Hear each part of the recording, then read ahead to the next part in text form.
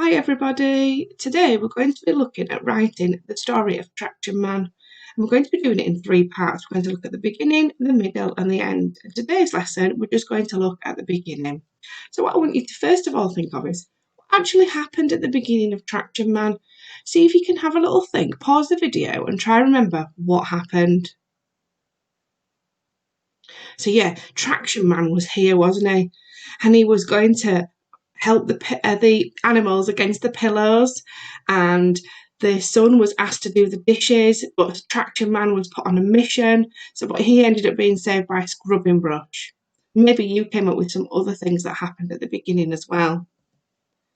So what I want you to do now is I want you to think about what things are we going to put into our sentences to make our story interesting, because we can't just have Traction Man was a superhero. We need to think of really good sentences if it was a story that would engage the reader.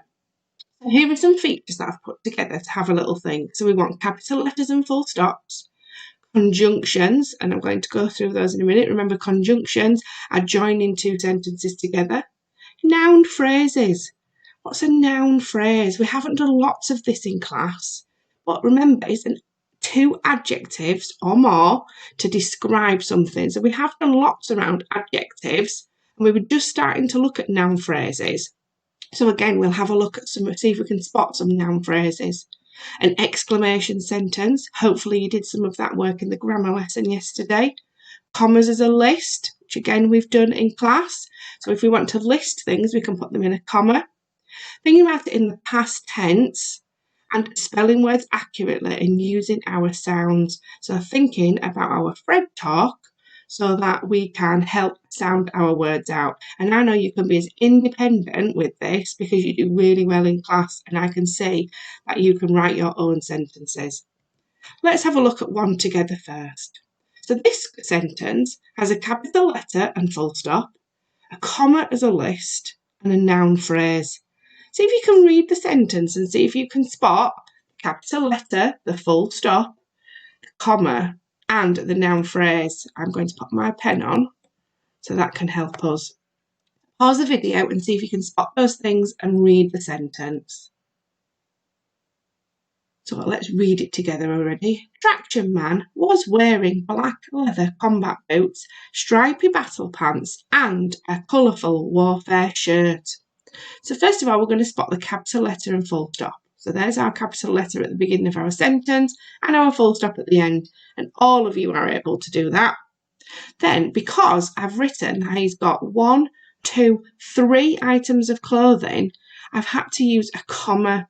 Because remember, if I'd have put and, we just keep writing and it sounds a bit silly. So if we're writing 3 or more, we can use a comma. So see if you can have a go at that in a minute. And a noun phrase. So our noun phrase, look, is black leather combat boots. Because he's not just wearing boots, he's wearing black leather combat boots. So we're describing what those boots are. And his pants, they're stripy battle pants. So again, he's not just wearing boots, pants and a shirt. He's wearing black leather combat boots, stripy battle pants and a colourful warfare shirt. So that if you're reading that sentence, you can start to imagine what Traction Man looks like. Now it's over to you. I want you to write your own sentence, but I want you to include all these 3 things. So I want you to include a capital letter and full stop, a comma as a list, and a noun phrase. See if you can have a go at that. Let's have a look at another one. So this time, I've got a capital letter and full stop, a comma as a list, and an adjectives. Are we ready? Traction Man was a brave, helpful, and fearless superhero. So I've got my capital letter at the beginning, full stop at the end. I've got my comma because I'm describing his personality. And because I'm describing his personality, I've got some adjectives in there. Perhaps you could use the work that you did last week to help you with your sentences. See if you can write me another sentence describing Traction Man's personality using adjectives, and see if you can get a comma in there. And obviously remember your capital letter and full stop. this time I'm going to use a conjunction. So as well as my capital letter and full stop and noun phrase, we're going to use a conjunction and to join two clauses. He rescues noisy screeching animals and he saves the sibs from the deep dark depths of the disgusting smelly sink. So instead of writing two sentences, I've joined them together using the word and. So have a think what happens at the beginning of the story. See if you can write me a sentence, but use and. So you might need to think of two sentences what happened at the beginning, and then use the word and to join them. But remember, it's still got to make sense. So even though you're going to choose two sentences, they've got to join together and make sense. Have a go at that. We're going to do some more noun phrases. See if you can spot the noun phrases in my sentence. Read the sentence and see if you can find them. Let's read it together. Traction man even saved the hard wooden scrubbing brush from the terror of the disgusting, poisonous dishcloth. Where are the noun phrases then? Yeah, we're describing scrubbing brush, aren't we? So we've got hard wooden scrubbing brush, and we're describing the dishcloth as disgusting, poisonous. Well done if you spotted those. Now, let's have a go at writing an exclamation sentence. So remember, an exclamation sentence is where you want to give more emphasis to the reader that something has happened. What a tremendous superhero he was.